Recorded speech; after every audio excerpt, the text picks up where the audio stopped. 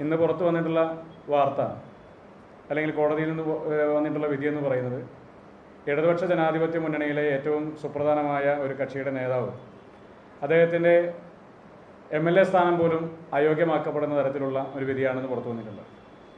നമുക്കറിയാം, നമ്മുടെ സംസ്ഥാനത്തിനകത്ത് ഉപതെരഞ്ഞെടുപ്പ് നടക്കുന്ന ഘട്ടത്തിൽ, ഇവിടെ ഈ തൃക്കാക്കര ഉപതെരഞ്ഞെടുപ്പ് നടക്കുന്ന ഘട്ടത്തിൽ അന്ന് കേരളത്തിൽ ഇടതുപക്ഷം പ്രചരിപ്പിച്ചത് ക്യാപ്റ്റൻ സെഞ്ചുറി അടിക്കാൻ പോകുന്നു എന്നുള്ളതാണ്.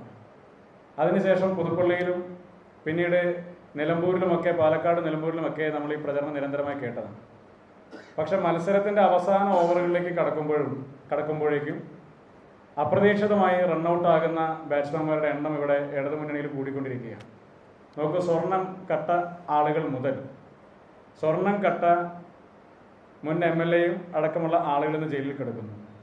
സ്വർണം കട്ട ആളുകൾ മുതൽ കോടതിയിലെ തൊണ്ടി മുതലായ അടിവസ്ത്രം മോഷ്ടിച്ച ആളുകൾ വരെയുള്ള ഒരു കൂട്ടമായി ഇന്ന് ഇടതുമുന്നണി മാറിയിരിക്കുകയാണ്. ഇടതുമുന്നണിയുടെ ജീർണതയാണ് പുറത്തു വരുന്നത്.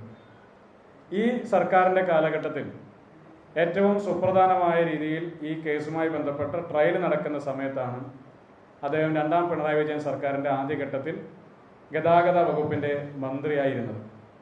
അപ്പോൾ അദ്ദേഹത്തിൻ്റെ ഈ കേസ് കുറേയേറെ കാലങ്ങളായി ഉള്ളൊരു കേസാണ്.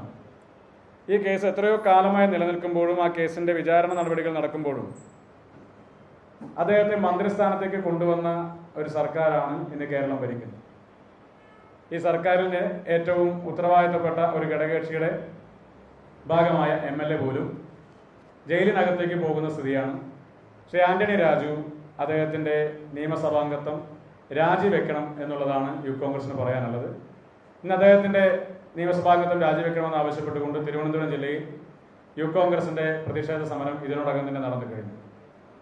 ഇവിടെ ഈ തെരഞ്ഞെടുപ്പുമായി ബന്ധപ്പെട്ട് തദ്ദേശ സ്വയംഭരണ സ്ഥാപനങ്ങളിലേക്ക് നടന്ന തെരഞ്ഞെടുപ്പുമായി ബന്ധപ്പെട്ടൊക്കെ നമ്മൾ സംസ്ഥാനത്തിനകത്ത് കണ്ടതാണ്.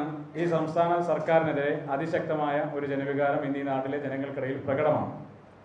ആ ജനവികാരം സർക്കാരിനെതിരായ ഒരു വിധിയെഴുത്തായി ഇരുന്നിട്ട് പോലും സർക്കാർ പലപ്പോഴും പ്രതികരിച്ചുകൊണ്ടിരുന്നത് ഈ സംസ്ഥാനത്തിനകത്ത് ഗവൺമെന്റിനെതിരെ യാതൊരു തരത്തിലുള്ള പ്രതിഷേധങ്ങളില്ല എന്നുള്ള രീതിയിലാണ്.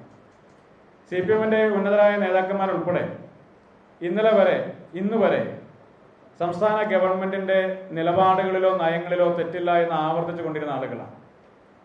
ശബരിമല സ്വർണ്ണക്കൊള്ളയുമായി ബന്ധപ്പെട്ട് CPM-ന്റെ ഒരു മുൻ MLA, CPM-ന്റെ ജില്ലാ കമ്മിറ്റി അംഗം ശ്രീ പത്മകുമാർ ജയിലിലായിട്ട് ദിവസങ്ങളും മാസങ്ങളുമാവും. മുൻ ദേവസ്വം ബോർഡിന്റെ പ്രസിഡന്റ് വാസു ജയിലിലായിട്ട് എത്രയോ ദിവസങ്ങളാകും. ഇതുവരെയും ആ വിഷയത്തിലും ഈ സംസ്ഥാന ഗവൺമെന്റ് ഒരു നടപടി എടുത്തിട്ടില്ല. അപ്പോൾ ഈ സംസ്ഥാന ഗവൺമെന്റിനെ സംബന്ധിച്ച് ഒരു കൊള്ള സംഘമായി മാറിയിരിക്കുന്നു എന്നുള്ളതാണ് ഇതിൻ്റെ ഒരു പ്രത്യേകത.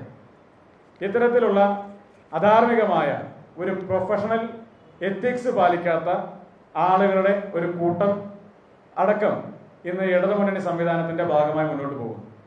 അപ്പോൾ ഇതിൽ ഈ സംസ്ഥാന ഗവൺമെന്റിന് ഈ നാട്ടിലെ ജനങ്ങളോടൊരു ബാധ്യതയുണ്ടെങ്കിൽ, CPM-ന് ഒരു ബാധ്യതയുണ്ടെങ്കിൽ അദ്ദേഹത്തോട് രാജിവെച്ച് ഒഴിയാൻ വേണ്ടി ആവശ്യപ്പെടണം. മനസ്സിലാക്കുന്നത് അദ്ദേഹം കുറ്റക്കാരനാണ് എന്ന് കോടതി കണ്ടെത്തി എന്നുള്ളതാണ്. അദ്ദേഹത്തിന്റെ ശിക്ഷ വിധിക്കാൻ പോകുന്നതേ ഉള്ളൂ.